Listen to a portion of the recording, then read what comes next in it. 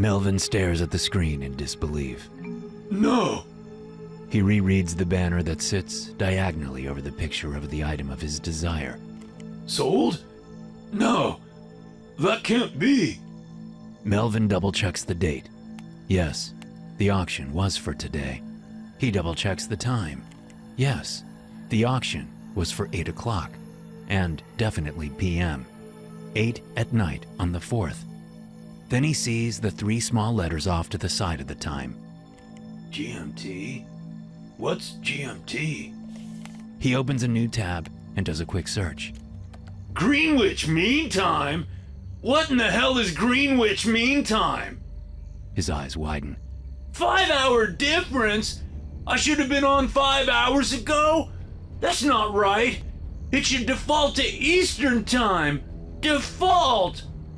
It takes all of Melvin's self-control not to punch his computer monitor. That'd be the 3rd monitor in the last 2 months. So Melvin, despite his intense rage at missing out on the auction, is quite proud of his restraint. He stands up and punches his thighs over and over and over instead. By the time the pain reaches his brain, he's exhausted himself. So he plops back into his chair and stares at the screen some more. It says, sold. But it was supposed to be mine. I was supposed to have it. How could someone else have it? That doesn't make sense. He pulls at his hair. That doesn't make sense! Melvin punches the monitor, and the screen splits into a million jagged cracks. Damn it! He punches the monitor again, and blood joins the cracks. The sight of red on the screen and the blood dripping from the 100 small cuts on his knuckles enrages Melvin even more. He leaps out of his chair, grabs the monitor on both sides, and throws it across his bedroom. Melvin? What's going on in there? Nothing, Mom! Shut up and watch your shows! Don't tell me to shut up! I'll tell you to shut up if I want to tell you to shut up, you dumb bitch! If your father was alive, he'd tan your hide for speaking to me that way. Well, he's not alive, is he, Mom? Is he? So shut your stupid trap and leave me alone! Did you break your computer TV again? Is that what I heard? I'm not paying for another computer TV, Melvin. It's not a computer TV, Mom. It's a computer monitor. Monitor! I don't care what it's called. I'm still not buying you a new one. Melvin shakes with rage. All he wants to do is run screaming from his bedroom with his broken monitor held up high so he can race into the living room and smash it over his mother's head. But he thinks of his father, and oh, what a mess that was. Such a big mess. A big, big mess. Shut up, Mom. He nudges the broken monitor with his toe and winces as a shard of glass embeds itself under his nail. Damn it! Just stupid, crappy, damn it, poop shit, fart poop! Hobbling to his bedroom door, Melvin opens it slowly, not wanting his mother to hear. Melvin? What are you up to now? What are you doing? Melvin's shoulders simultaneously slump and shake with rage. It's a posture he's perfected over his 31 years in response to his mother's constant, never-ending, always shrill, ever-judging, stupid, stupid, stupid voice. Without responding, Melvin limps into the bathroom and closes and locks the door. He hunts under the sink for the first aid kit, but doesn't find it. Tossing cleaners and wipes and extra toilet paper everywhere, Melvin empties the small space. Still no first aid kit. He stands and yanks open the medicine cabinet. There's a bottle of iodine and a box of adhesive bandages on a shelf. His mother calls them Band-Aids, but Melvin knows better. Band-Aids are a specific brand of adhesive bandages. The box in the cupboard is the generic kind from Kroger, which makes them adhesive bandages, not Band-Aids. So stupid, Mom. You're so stupid. He pulls the bottle and box down onto the bathroom counter, then closes the lid on the toilet and takes a seat. He stares at his knuckles, then looks down at his bleeding toe. Melvin doesn't know where to start, knuckles or toe. He shrugs and opens the bottle of iodine, holding it over his toe first. Gotta be careful. Slow. Gotta pour slow. He looks at the bottle, then at his toe. then at the bathroom floor. I should put a towel down so I don't... A sudden banging on the bathroom door makes him jump, which causes him to fumble the bottle for half a second before it slips from his grip and falls, landing directly on his wounded toe, then onto the bathroom floor, where it glugs iodine onto the stained linoleum. God damn it, Mother! The pain is excruciating. His rage engulfs him. The iodine spills from the bottle, a rusty pool of acrid liquid spreading across the bathroom floor. Melvin, what are you doing in there? Are you masturbating? No, Mom! I'm not masturbating! Go away! What are you doing? Is that my iodine I smell? Are you using my iodine? I had to! The first aid kit is missing, Mom! I moved it into the kitchen after I cut myself slicing a bagel. Did you know that bagel injuries are the #1 emergency room wound? No, I didn't know that, Mom. You know why? Because I don't care. No one cares about that stupid crap! There's silence for a moment. Well, I care. Melvin grabs a towel off the bar on the shower door and mops up the iodine. He sees his mistake instantly as the white towel turns rusty brownish red from the iodine and his blood. Man, that shard of monitor under his toenail is bleeding like a stuck dad. Still seated on the toilet, Melvin opens a drawer and grabs a pair of tweezers. They're the ones his mother uses to pluck her eyebrows, but Melvin doesn't care. His personal health and well-being are more important than his mother's preening. Carefully, slowly, painfully, Melvin extracts the shard of glass, tossing the sliver into the trash next to the toilet. Blood wells up and spills out from under the toenail, dripping down onto the irreparably stained bath towel. Melvin pours iodine over the toe, not caring any longer about the mess he makes. 36 minutes later, Melvin's toe is doctored and wrapped, as are his knuckles. He looks down at his hand and grins. Badass! Melvin, are you done in the bathroom? I need to make a BM. God, Mom, I don't need to hear that. And yeah, I'm done. Not that you care. Oh, Melvin, why are you so hateful? Shut up, Mom! He returns to his room and strips off his sweatpants so he can put on a pair of jeans. A dirty, musty, rancid smell comes off the jeans as he pulls them up over his legs, careful of his wounded toe. Melvin has no idea the last time the jeans were washed.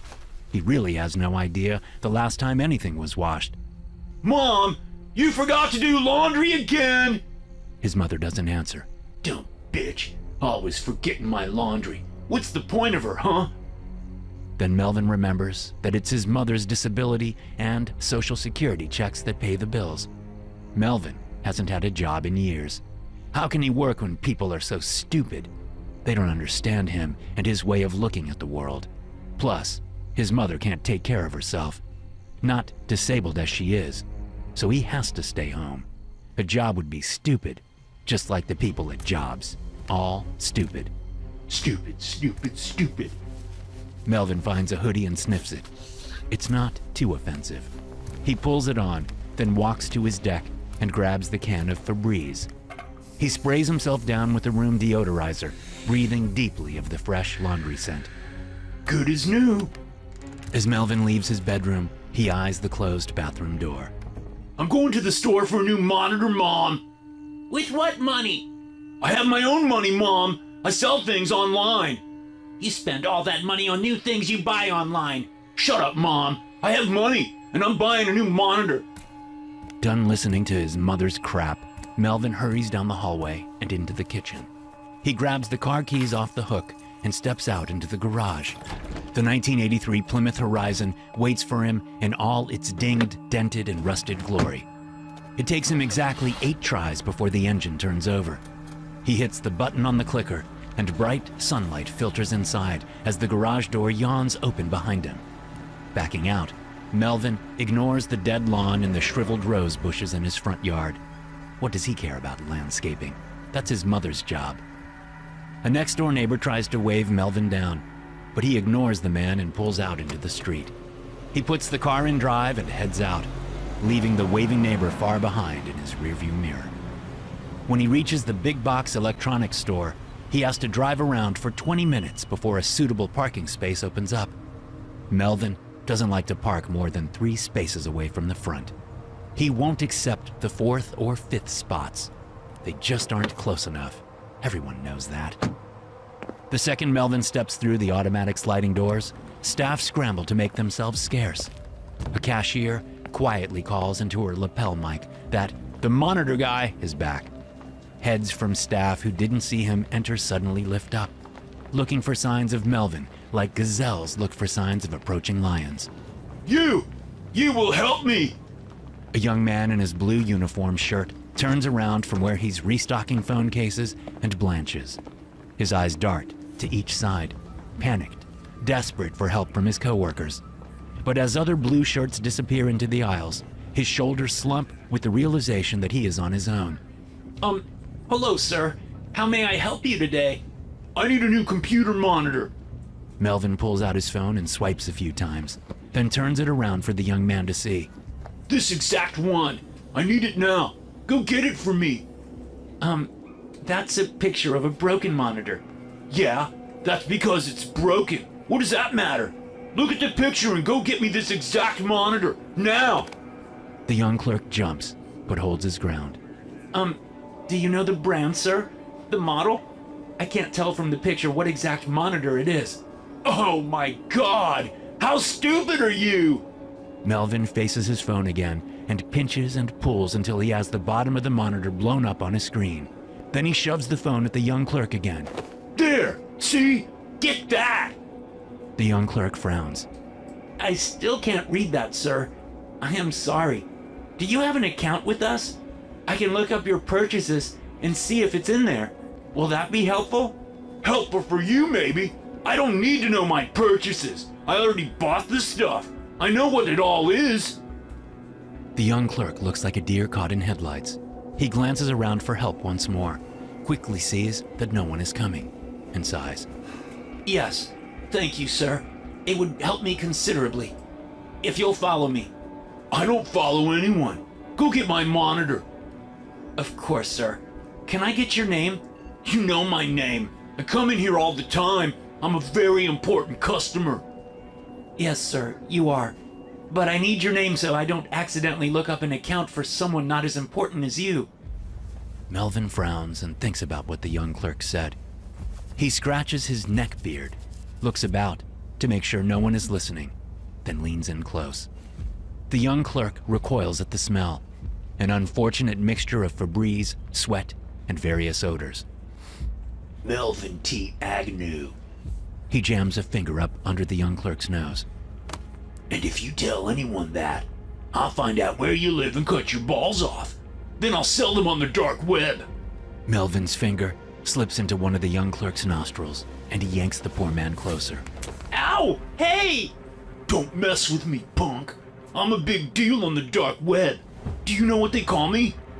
With Melvin's finger still in his nostril, the young clerk shakes his head. The Annihilator. Scary, isn't it?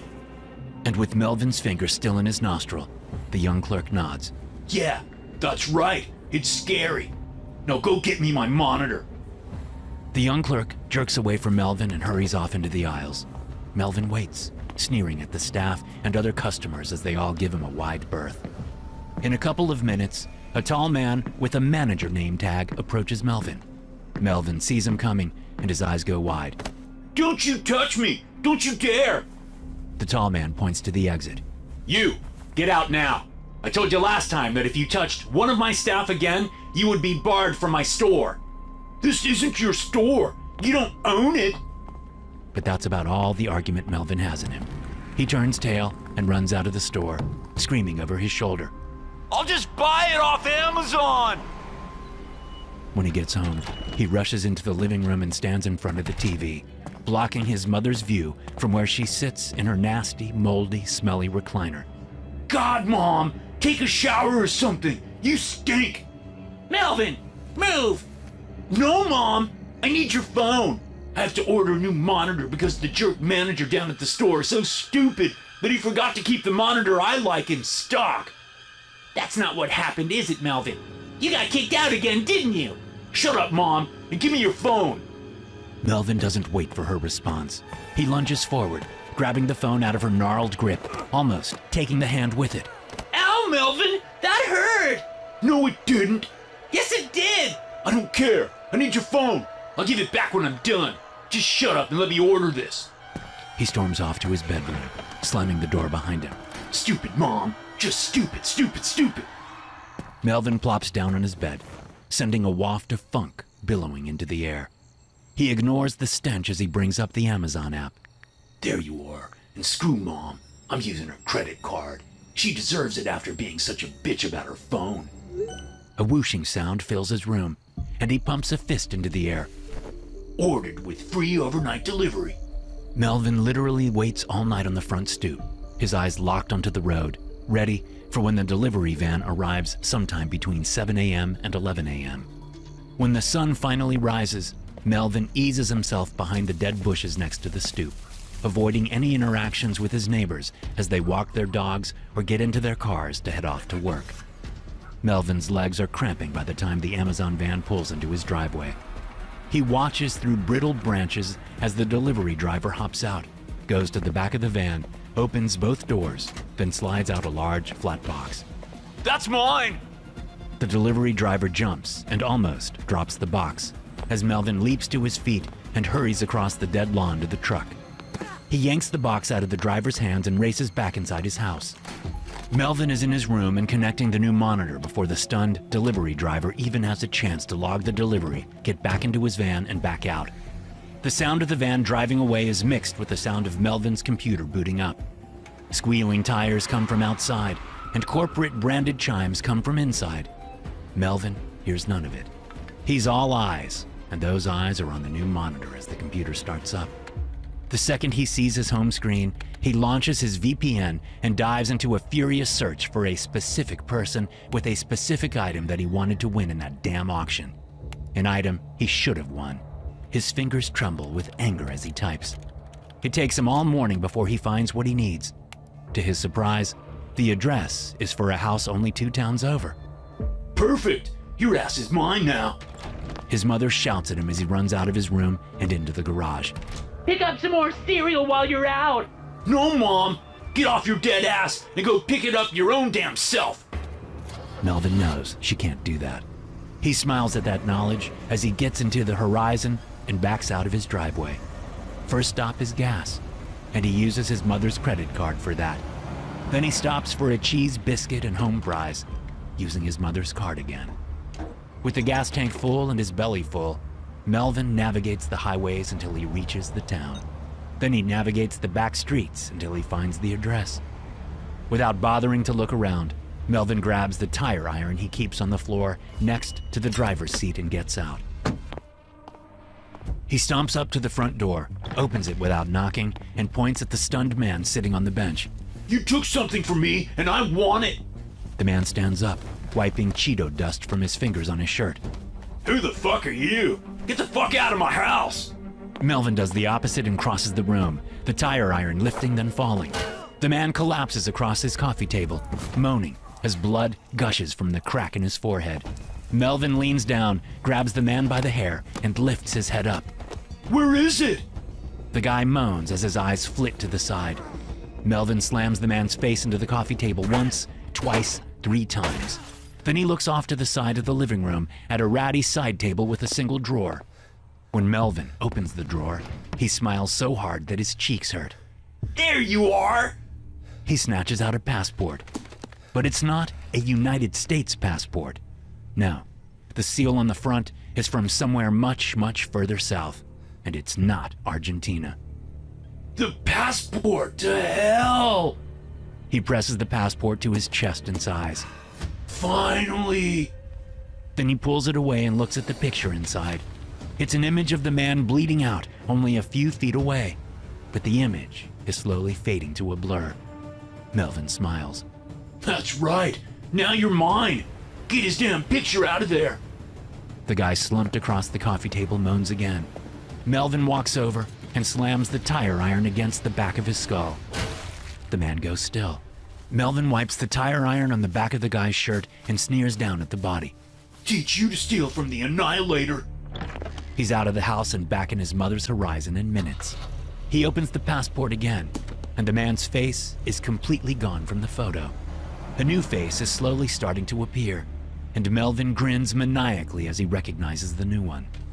When Melvin finally returns home and pulls into his driveway, one of his neighbors is standing there, blocking his way. Melvin lays on the horn, and the man walks around to the driver's window, making a roll-it-down gesture.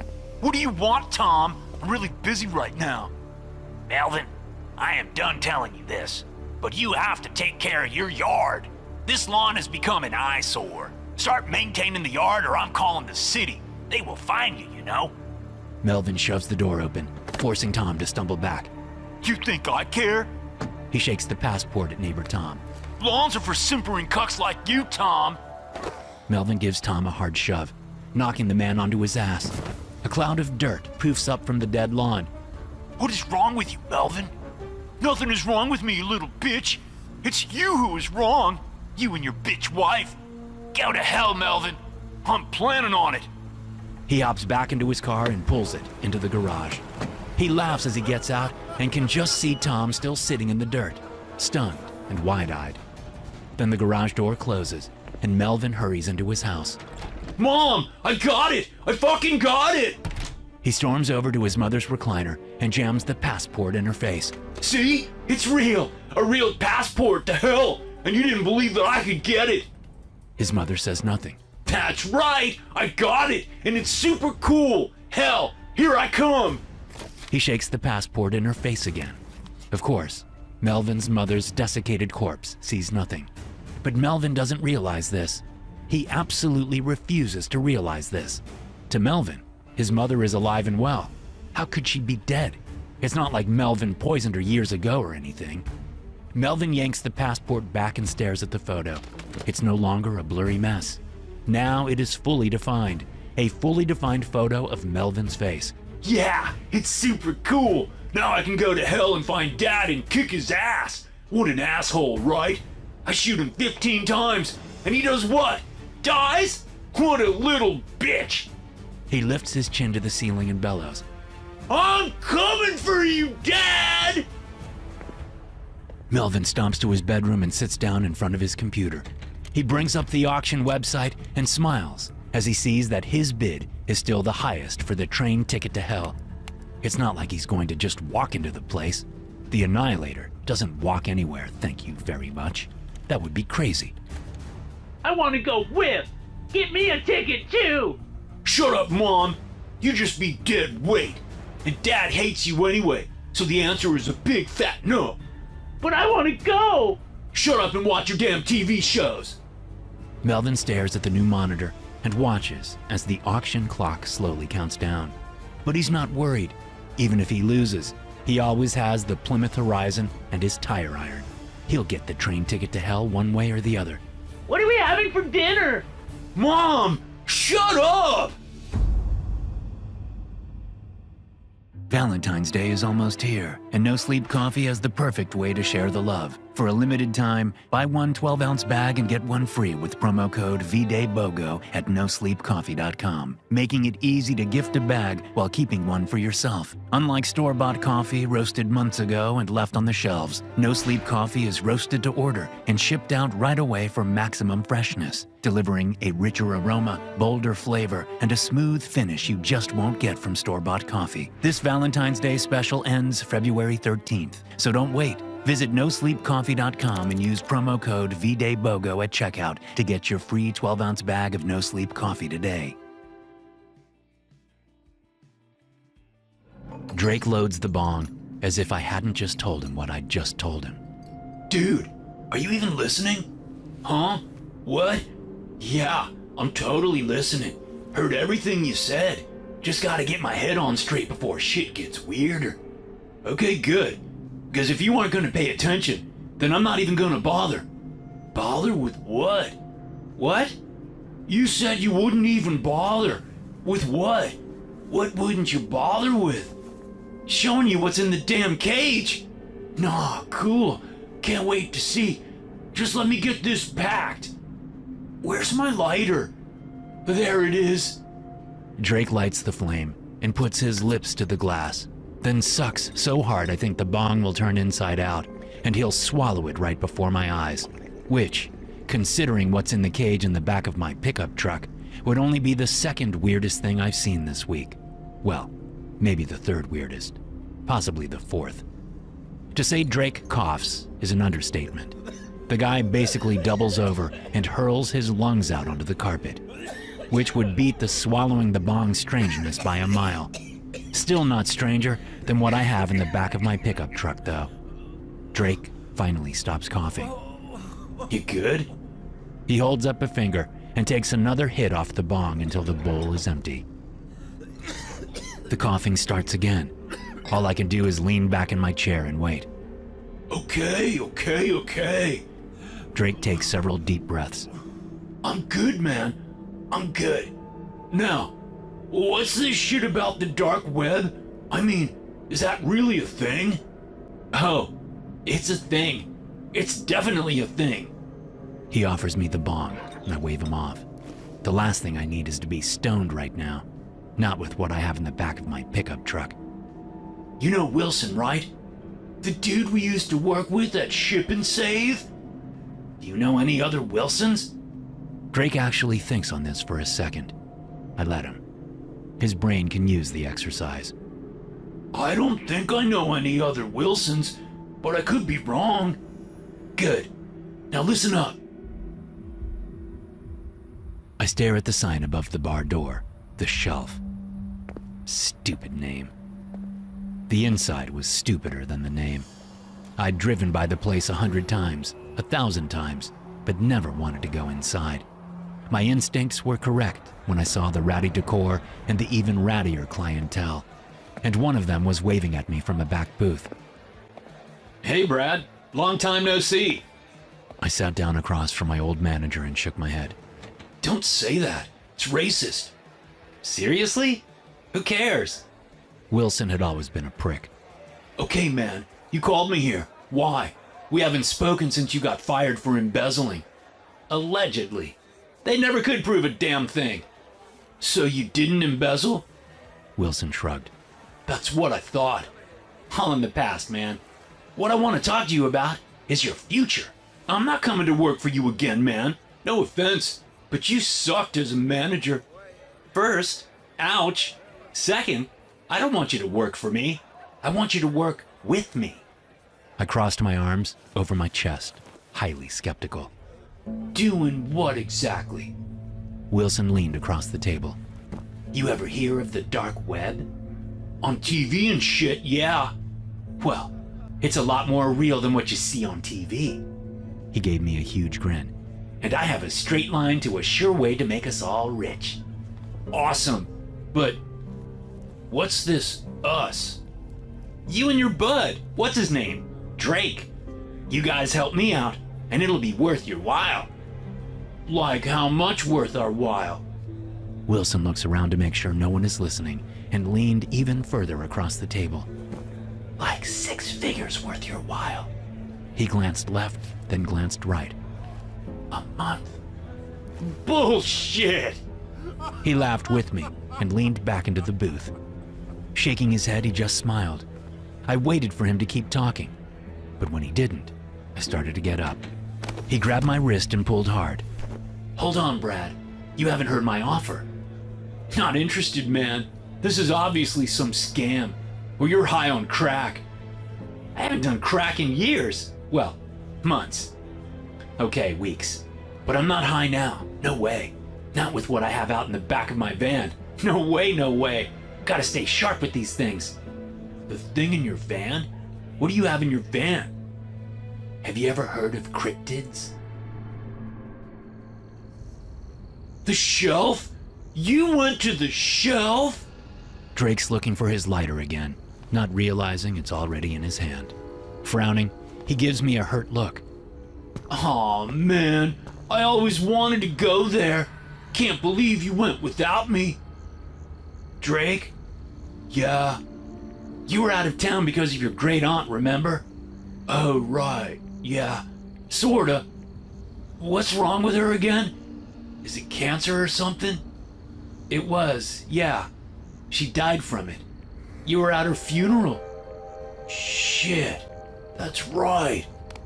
He's still looking for the lighter. I'm not helping him. He's on his own with this one. So Wilson asks me if I know what cryptids are. Drake bends over and looks under the couch from between his legs. Where the fuck is that lighter? Do you know what a cryptid is, Drake? Drake is getting more and more frustrated at not realizing the lighter is still gripped in his hand. Drake, do you know what cryptids are? Yeah, sure, like werewolves and the Loch Ness Monster and Bigfoot. He's standing now and spinning in a slow circle, fruitlessly hunting for the lighter. Exactly. Drake's oblivious to my growing annoyance at his lighter antics. Drake, sit down and listen. He blinks at me a few times. You cool, Brad? You seem tense. Dude, I swear to God. He holds his hands up in surrender, then sees the lighter and pumps both fists in the air. Found it! He's back on the couch and about to light up the bong again, but he pauses and frowns over at me. Shit, man. I'm sorry. You were saying something. Keep talking. I'm listening. Just gonna hit this real quick. Nervous as all hell to be alone with Wilson as we walked to his rusty, dusty van, I glanced around the deserted parking lot behind the ratty bar. If the guy wanted to get all Buffalo Bill on me, I wouldn't be finding any heroes around anywhere to save my ass. Dude, I gotta work in the morning. After I show you this, and you say yes to my proposal, you won't have to go to work ever again. And what's this proposal of yours? You want me and Drake to take care of and feed some animal you got from across the border? Why not just put it in a kennel? You can't put something like this in a kennel, Brad. No way. Because it's a cryptid? Exactly. Some supernatural monster? I'm not sure if it's supernatural. He shrugged. Could be. I don't know. What I do know is it is worth a ton of money. Really? How much did you pay for it? Wilson looked around the parking lot like someone was going to overhear us. There wasn't a soul anywhere in sight, and I doubted that the barflies inside would ever twitch from their bar stools, even if a gaggle of cheerleaders were screaming bloody murder from the parking lot. $750,000.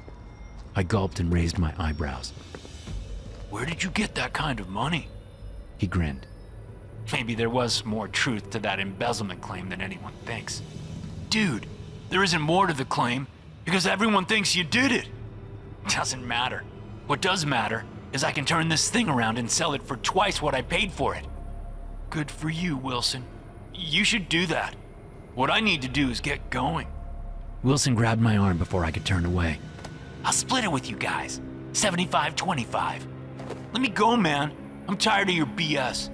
It's not BS. Here, let me get my laptop.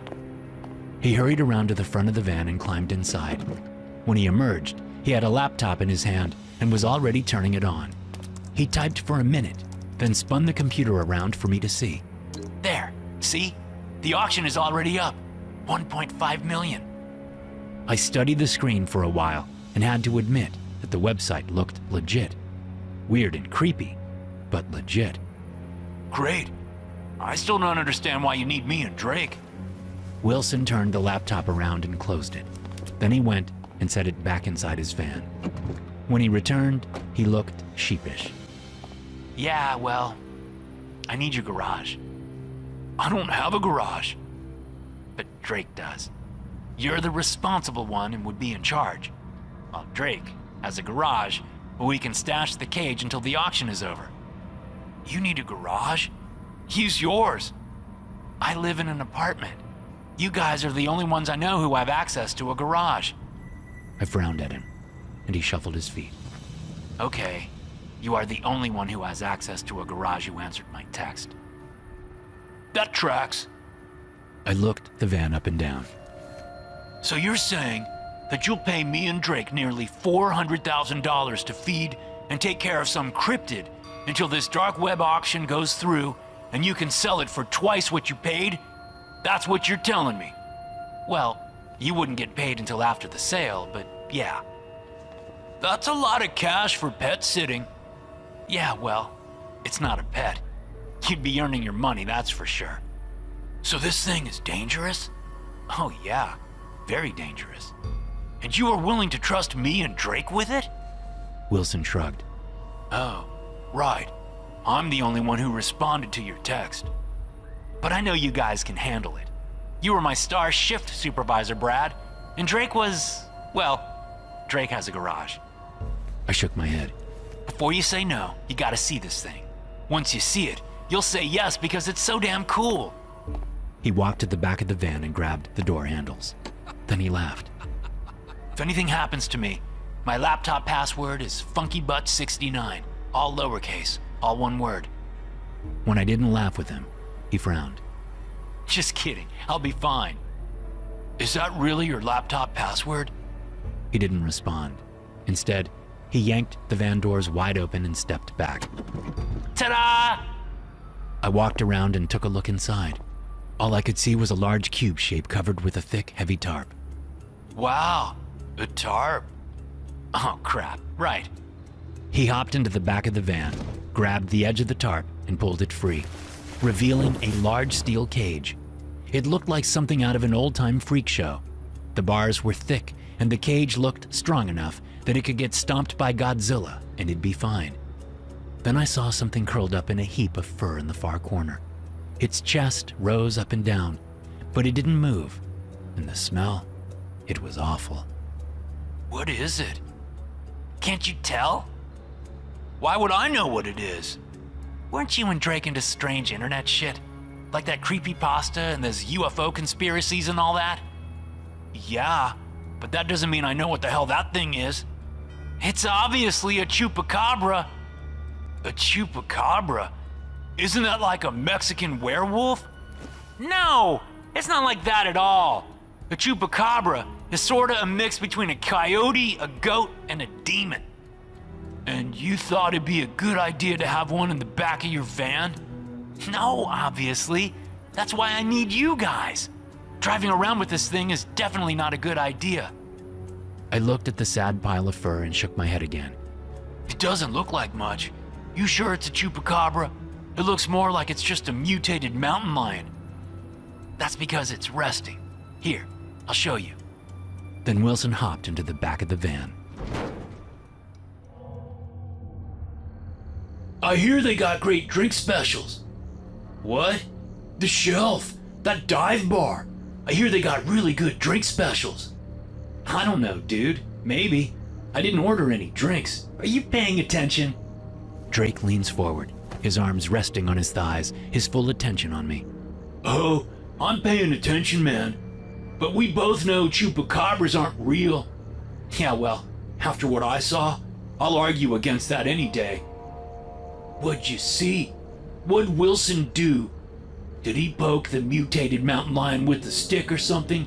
Get it all riled up? Pretty much. Okay, then what?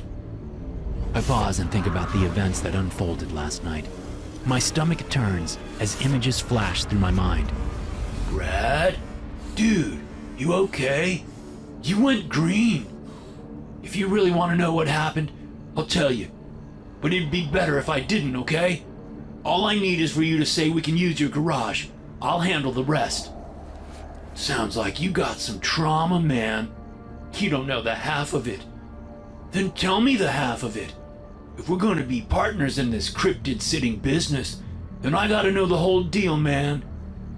Okay, but remember, you asked me to tell you. Drake twirled his hand in the air.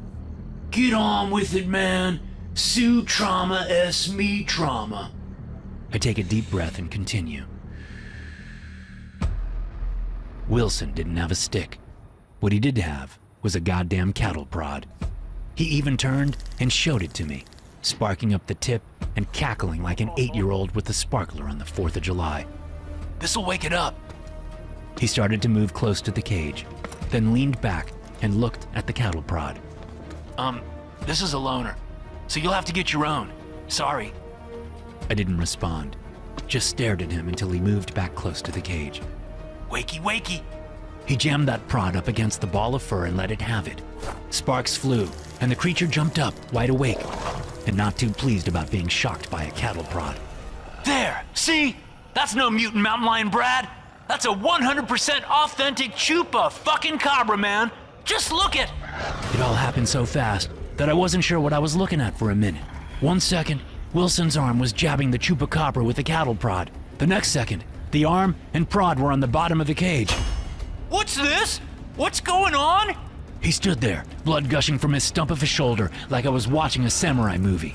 It sprayed the inside of the van, the cage, the chupacabra, and the severed arm holding the no longer sparking cattle prod. Hey, Brad. I gulped hard. Yeah? Don't forget my password. Then, a hairy arm reached between the cage's bars, and impossibly sharp claws tore Wilson's throat out. Even more blood sprayed everywhere. There wasn't a dry square inch in the back of that van. I rushed forward and slammed the van doors closed. Then, I put my back to them and slid to the ground. I was close to hyperventilating, but I got myself under control. Then the chewing noises started up, and I had to turn and puke right there by the van. After wiping my mouth, I stood up and walked a few yards away. When I turned back, I saw two things. The van was rocking slightly from the feeding time going on inside, and the driver's side door was still open with Wilson's laptop sitting on the front seat. I went and fetched the laptop quickly, then retreated to what I thought was a safe distance. I opened the laptop, typed in the password, which was real, then began searching through Wilson's dark web auction account. It was all real. The monster was up for sale, and there was a bid for 1.5 million. We were gonna be rich. Drake narrows his eyes and glances at the front door. Hold on. You watched Wilson get butchered by something in a cage? Yeah. And now you're here, at my place with the thing? Yeah. Because it's worth 1.5 million. 2.6. But you said 1.5. That was the current bid at that time. When the auction closed, it had gone up. And that money is ours? You have access to it? Funky Butt 69, all lowercase, all one word. Holy shit. Drake hesitates, then jumps up from the couch, clapping his hands together. Hell yeah! Let's do this! Show me the monster! Without his enthusiasm, I get up and walk out the front door into his driveway. Drake Benson, I need to talk to you. We haven't even got off the porch before Drake's neighbor is hurrying over across her lawn toward us. Mrs. Nussbaum. Nice lady, if you like old women who have nothing better to do than call the cops on everyone she thinks is a trespasser in the neighborhood, especially if those trespassers have a skin tone darker than pale white, like me. Drake, you were playing your music too loud again last night. I will not stand for it. I will not. Sorry, Mrs. Nussbaum. I fell asleep and forgot to turn it down. Her eyes find me, and I know shit is about to hit the fan. Who's your darky friend? Mrs. Nussbaum, that's just not cool to say. And this is Brad. You've met him before? I don't think so. I'd remember a darky like this. The old woman racist dismisses me with a nasty look, then turns her anger on my truck and the tarp-covered cage in the back. What's in this truck? Is it drugs, guns, probably stolen TVs? She wafts her hand in front of her nose. And it smells! What are you and your darky friend up to, Drake Benson? I can tell Drake is about to lose it on the woman, so I step between him and the old racist. Forget about it, Drake. She's not worth it. Not worth it? Not worth it? It's you who aren't worth it, darky! Taking all the welfare and smoking all the drugs? She wags a finger at both of us. I have my eyes on you too. She then turns on her heels and stalks off. We wait for her front door to slam before moving closer to my truck. I don't know about this, man. Mrs. Nussbaum has really been up my butt lately. Trust me on this. He kicks his toe against the driveway and stares at the tarp. Can we even lift it? I was able to back my truck up to Wilson's van and slide it in. We'll just do the same and slide it out into your garage. I don't know. It'll be fine, Drake. Trust me. Before he can object again, I rush to the driver's door and jump into my truck. Luckily, I already backed into the driveway, so all I have to do is get the bed closer to Drake's garage. Drake moves out of the way as I use the backup camera to get as close as possible, making sure there's still room to maneuver the cage into the garage. Drake has his garage door thrown open by the time I'm done, and he is shoving old boxes out of the way to make room for the cage. For how long? I lower the tailgate. Pretending to be Wilson, I messaged the website, and they said they'll be by for pickup on Sunday. Drake hems and haws, then slaps his palms against his thighs. Ah, screw it. You only live once, and being a millionaire would sure make that living a lot easier. I smile and punch his shoulder. That's the spirit, dude. It takes us some serious wrangling, but we manage to get the cage to the edge of my truck bed and sorta ease it down onto the garage's concrete floor. And by sorta, I mean we drop it the last foot and have to jump back to get from getting crushed. The tarp falls away and Drake stares. Damn, dude. You weren't kidding.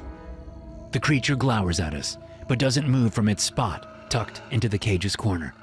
A fucking chupacabra. Yup. He looks at me, and his smile falters. What is it? What aren't you telling me? The website people gave me some idea on how to care for it. It'll rest a bit now that its belly is full, but it gets hungry fast, so we'll have to feed it again before Sunday. Feed it? Feed it what? Yeah, that's what we need to talk about. But help me get it all the way in first. Drake jumps, realizing that anyone walking by will definitely see the cage, even with my truck blocking most of the view.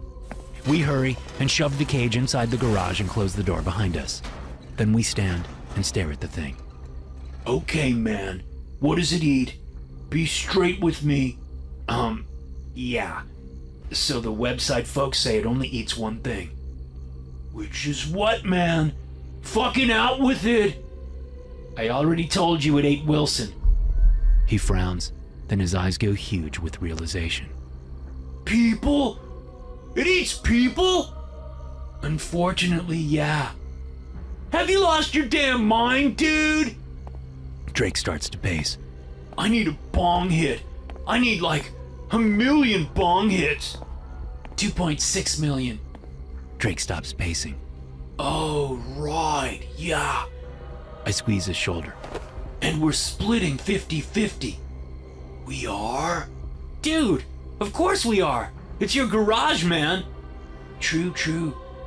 Then he smiles, as if he had taken those 2.6 million bong hits. He looks in the direction of Mrs. Nussbaum's house. Hey, wouldn't it be great if this crazy cryptid's next meal was some nasty, racist old bat who won't leave me alone? Mrs. Nussbaum? I shake my head. I don't know about that, man. Kinda risky. Nah, everyone hates her, man, and she lives alone.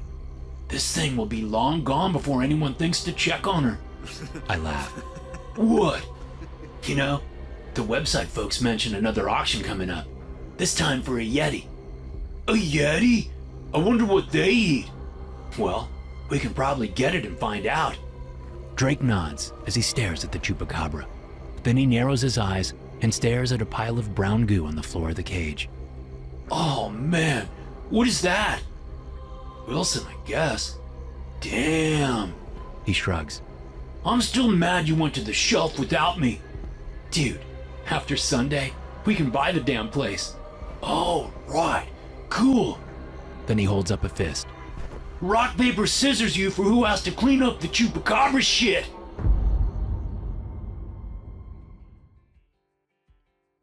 The app tells me to take a left turn, but I keep driving. I'm earlier than planned and want to get the lay of the land before I park and walk onto the estate. And Rachmaninoff's Piano Concerto No. 2 in C minor is softly playing on the radio while the sun slowly sets across a large, fallow field, tilled and covered for the winter. I'm a sucker for some Rachmaninoff. I steer my nondescript white Hyundai down the wide and winding country lane and just enjoy life for a moment. You have to take the times you are given because you never know when it'll all be over.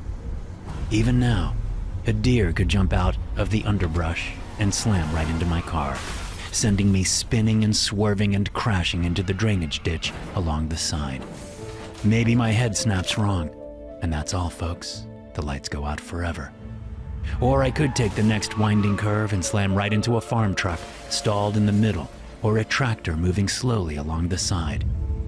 Then there are heart attacks and strokes and cancer. Although cancer isn't exactly going to take me out on a moment's notice. But still, that shit is a bitch. I watched or listened to be honest and correct, my handler die slowly from lung cancer. By the time he'd passed, we were conversing only via messaging. He couldn't even speak anymore. That's not how I want to go out. I'll take a header into the ass end of a tractor any day. The last half of the sun is lowering into the horizon, so I find a pullout, park the Hyundai, and just watch the precious, beautiful seconds tick by. A rare flash of green lights up the sky when the sun is almost gone. It's absolutely lovely. Just absolutely lovely. The alarm on my phone goes off, and I stare at it as it sits on its charger on my dash. Cranky old dude is what it says. I use descriptors like that to keep all the jobs straight. Not that I even know if the guy I'm here to see is cranky or old. That's just what my new handler said when she called. I'll shoot you the address. It's some cranky old man in the country. A super rich cranky old man to be precise. So plan your approach accordingly. You'll have security, both human and tech. Don't take anything for granted, Theo. Per usual, I didn't say anything. I never do. Maybe it's superstition from when I first started in this position, and all communication was one way. I'd get the order, and if I didn't understand something about the job, too bad. I had to figure it out on my own. Now, I can chat back and forth via messaging and make sure the job is clear. But I think the real reason I'm silent when my handler calls is because sound just gives everything away.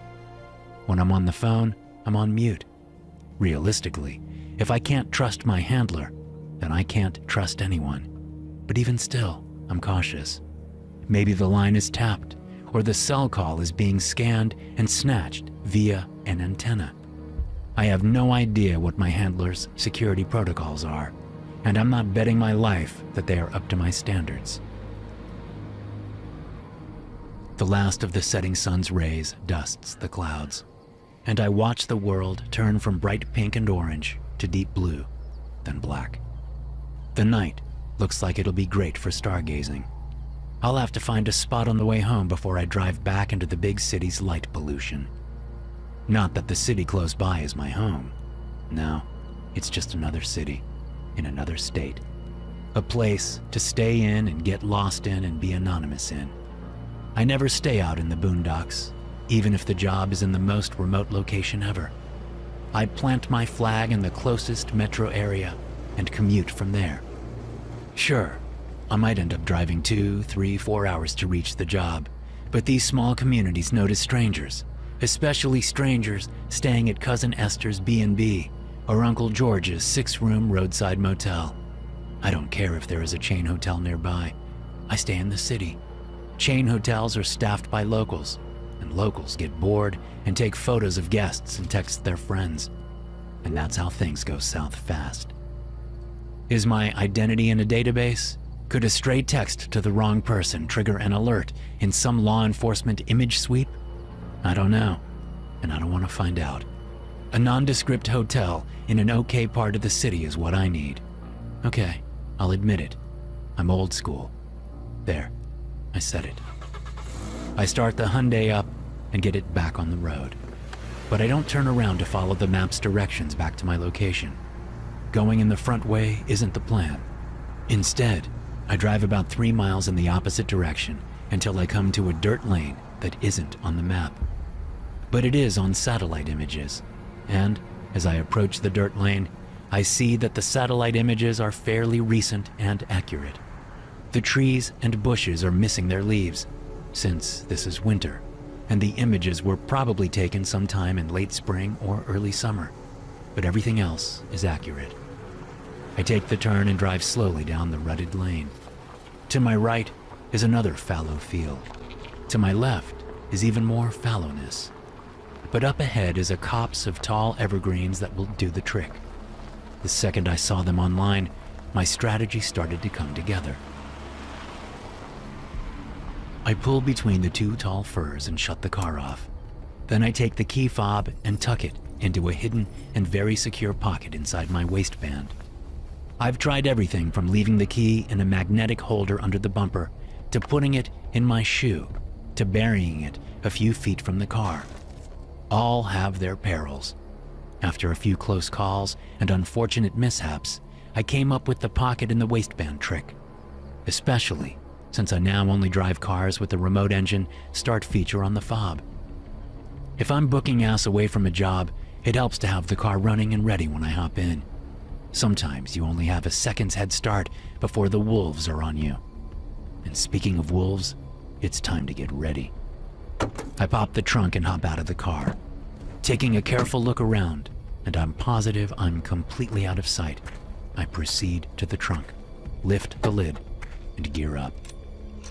A Glock 19 on my right hip with 4 extra mags, 2 K-bar knives, 1 on each thigh, a nice Browning 22 for my left ankle, a Mossberg tactical shotgun with a shortened stock strapped to my back, and a bandolier of extra shells across my chest. Then my M4 carbine on a strap over my shoulder and extra mags tucked into pockets on my belt. I double-check the Kevlar vest, making sure it's snug around the sides so I don't catch a stray bullet in the ribs, and pull on my ultra-thin, ultra-light steel mesh gloves. Many times after a job, I'll ditch my gear, just in case some evidence is left behind that can be traced to it. But when it comes to my gloves, they are custom-made and always with me. These babies can stop a machete from taking my fingers off, so it's too much of a risk not to have them pulled snugly over my digits. Easing the trunk closed, I take another look around and orient myself. The sun's set in that direction, so that's east. I need to head west by northwest, so I turn 180 degrees and move off through the copse of evergreens. According to my research, the manor house should be about 2 miles directly across the field at the edge of the evergreens. But I can't exactly cross an open field, can I? So I have to skirt the field, using the drainage ditches as my guide. It takes me about 4 times longer to get to the barbed wire fencing that delineates the manor house's grounds from the more agricultural parts of the area. But the delay is worth it so that I can stay undetected. This isn't a job for the impatient. Man, I knew a guy in my line of work who was definitely undiagnosed adult ADHD. He was a nice guy, lots of fun at the bar and during downtime. But when it came to doing the actual job, he was a mess. Never could focus on the task, always getting distracted. It didn't matter that the man was probably the best pistol shot in the entire world. If you're distracted, you're as good as dead. I already took a bullet in the left eye in Monaco last April. That's not how I intend to go out. I've been at this too long to be taken down by my own stupidity. The second I get sloppy is the second I retire. If my sloppiness doesn't get me killed first. An itch at the back of my mind gets me thinking of my new handler. I don't know why I think of her. Maybe it's the thought of retiring. She came highly recommended, one of 4 on the list my previous handler gave me. He said any of the names could be trusted, but he suggested her because she is young, smart, and knows the lay of the new landscape that our world has become. No more dead drops or dusty P.O. boxes. No more newspapers and trash cans or packages left in the men's room. No, it's all online now. The dark web is what she calls it, or what everyone calls it, I guess. I don't know. I'm from a time when phones were bolted to the wall and your computer could play Pac-Man with really shitty graphics. Don't get me wrong, I'm internet savvy. I have to be in order to do the research that my jobs require. I need to know everything about the target, the location, and the possible blowback after the job is done. I research local law enforcement, I check every detail of every map, I look for any possible surveillance, not just at the location, but along the entire route to and from the job. I do my due diligence. It's just that some of the mystique and charm is lost when all someone has to do to hire a hitman is find the right website, pay the right Bitcoin, and place the order as if they're buying a sweater off Amazon. The spirit isn't there anymore. It's all supply and demand. It's all commerce. I see lights in the distance and clear my mind. No time to waste pining for the old days. I gotta get my head in the game and be ready for action. I remove my Glock and pull a suppressor from a hip pocket. Screwing the suppressor on, I stay close to a hedge line, making sure my matte black outfit is lost against the dark green of the hedge's leaves. Every button, buckle, zipper, and snap is painted black. The last thing I need is a stray glint of metal giving my location away. A cough from only a few yards off freezes me in my tracks. I stand stock still, my Glock angled and ready, and listen hard. Silence, silence, a cough. It's slight and quiet. Someone is trying hard to keep it under wraps, but sound carries in the country, and especially in cold winter air. I wait. A footfall, another, the crunch of a leaf, heading my way. I crouch down and ease myself halfway into the hedge, silently making myself smaller, more hidden. The guard comes around the hedge, his AK-47 gripped properly, but at an angle that is way too low. He needs that rifle up about 6 more inches if he's going to be effective, which he isn't, because I'm here. Before he sees me, I squeeze the trigger twice, putting one bullet right in the middle of his left eyebrow, and the second bullet in his forehead as he collapses. I drop the Glock and am up and catching his body before it can crash to the ground and make any noise. I slip a receiver and small black box into his pocket. Then I slide him under the hedge, retrieve my Glock, and keep heading toward the manor house. A second guard is waiting by the stone steps that lead up to the wide expanse of bay windows and French doors that open out onto the grounds. My research showed me that there would be multiple potted trees along the pathways leading to the stone steps. But it's now winter, and those potted trees must have been moved inside. There's a greenhouse larger than the hotel I'm staying in back in the city on the other side of the manor house. The trees were probably moved there, which doesn't do me much good now, but I'm prepared for this. Instead of heading straight for the steps the moment the guard turns his attention in the opposite direction, I keep moving along the hedge, then hurry past a small fountain and over to a large gazebo. At this point, it's all risk. I'll have very little cover once I leave the gazebo, but from what I could gather, there are several gaps in the surveillance on this side of the manor house. I can slip through those gaps easily. Of course, nothing is ever so easy. My handler's voice echoes through my head as I push away from the gazebo and cross the open and treacherous 30 yards to a low rock wall that makes up the base of a wraparound stone and concrete patio encircling the manor house. The guy is paranoid, so be careful. He expects an attack on his life at all times. His security is robust, and his people are well trained. But if you pull this off, the payday is enough for both of us to retire. And when she sent me the number, I had to agree with her. I could retire 4 times over with this payout.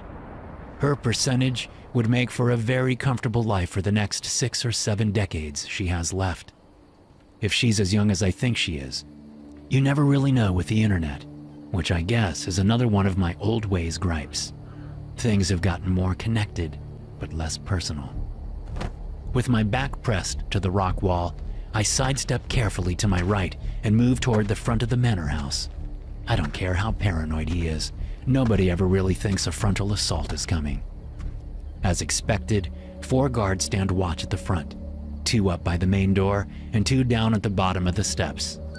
There are also 8 cameras, 6 laser tripwires, and rumored explosives. But those are only rumors. I couldn't find any specific corroboration that explosives had been installed. Seems risky to me. But the way these rich guys are, the target probably doesn't care what risks he throws his people into, as long as his ass is safe and sound. The men guarding the manor house are alert and at the ready. Still hidden, I slide a small remote from my pocket, wait until all heads are looking away from me, then press the remote's single button. A loud explosion echoes from the back of the manor house. That first guard and a good portion of the hedge are probably missed right now. Just as I thought, none of the guards abandon their posts, but all are distracted and pressing fingers to their earpieces, hoping to hear an update on what the hell is going on. I take advantage of their distraction and come at them fast with my Glock up. 4 guards, 4 bullets, 4 bodies. I'm past the dead guards and at the front door before the explosion's blast stops echoing across the wintry cold estate. And luck is on my side because the front door is unlocked. I slip inside, closing the door quietly behind me. I have maybe 3 or 4 seconds before the fact that none of the front guards are responding to their comms becomes known. I'm in the massive foyer and need to head upstairs now. Racing to the grand staircase, dead center in the manor's house's entryway, I hear shouts and alarms building throughout the place. I ignore it all and move quickly up the stairs, turning left when I reach the landing. I take another left and jog down a long hallway toward a set of double doors. When I reach them, I duck down low and try the handle. Unlocked. Good. They haven't gotten here yet. I slip inside and find myself in the most grotesquely lavish master bedroom I've ever seen. And I took out a sultan once. The room is gold and silk and expensive paintings and sculptures. Jesus, is that a real Rodin on that side table? My research tells me to head to the far closet, which is the second door on the left. I find it, step inside, and slide myself between a rack of suits where each one costs more than the Hyundai I drove here in. I double-check that my shoes are hidden in the shadows, because I'm no rookie bitch, and wait. The alarms and shouting don't stop. In fact, they get louder as I hear the bedroom door swing open and a stampede of rubber-soled shoes enters. Sir, we need to get you into the panic room immediately. We are under attack and your safety is of the utmost. No need to bother yourself with all of that, McLean. Everything is exactly as it should be. But sir, No buts necessary, McLean. I am sorry to keep you in the dark on this, but, as you know, my friends and I have spent a good amount of time planning our little hunt, and I didn't want any loose lips to sink ships. hunt, sir? But that isn't until tomorrow. The guests haven't even arrived. On the contrary, McLean, they have been here for most of the day, all hidden somewhere on the estate. It's really quite clever what we've managed to pull off. Sir, I don't understand. You will in a moment. I hear the man clear his throat. Excuse me, sir? I believe she said your name was Theo? Is that it? Hello, Theo. You can come out of my closet now.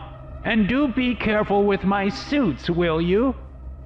I hold my breath, not quite believing he's speaking to me, even though he knows my name and where I'm hiding. Theo? If you don't show yourself in the next 5 seconds, you'll forfeit your one chance at surviving this ordeal. Because if I send my men in there, I will immediately stop caring about my suits and let them do to you as they wish. And their wishes will be extremely painful and prolonged. You'll beg to die for hours before I'd let you. I wait. Then I hear a loud sigh. Your handler's name is Eloise, and you are Theodore Brommel. You were hired to come here tonight and assassinate me. I know all of this because I am the one who hired you. So please, stop making this more difficult than it has to be and show yourself. 1. I don't bother letting him get to 5. He knows too much to be lying. When I step out of the closet, I see no less than 8 M4 barrels pointed at various parts of my body. McLean? If you will relieve Theo here of his weapons, please. The guard steps forward, and I'm quickly stripped of everything, even the hidden weapons. Beautiful. Now, my name is Alistair Agrippa, but you know that, and I have brought you here for a little game. He claps his hands together. There are a dozen of my closest and richest friends outside, all waiting to try to kill you. Personally, I hope they don't. And to show you that I mean that, you will get a 10-second head start. If you make it back to that Hyundai of yours, then you get to live and enjoy the obscene amount of cash I paid for all of this. If you don't, well, then that's that, isn't it? One of my friends will be granted the trophy of your head and have bragging rights that they took down one of the most proficient hitmen in history. And if I don't play, you'll kill me here and now, right? Not here, not on this carpet, but yes, you'll be taken outside and shot, or tortured, or shot and tortured. Who knows what could happen to you? Then I better get running. Yes, you better. And if this doesn't work out for you, let me say what an honor it is to have met you. I've been a huge admirer from afar. I was quite surprised to see you had a presence online. So unlike you. He spreads his arms wide. But I guess it was just meant to be. Isn't the internet a wonderful thing? If you say so. I prefer being old school. I don't wait for a countdown. I just run. Let them come for me. We'll see just how wonderful the internet is for them. Because, as they are all about to find out, old school is in session. To hear more stories like this, be sure to hit subscribe and turn notifications on. I'll see you in the next one.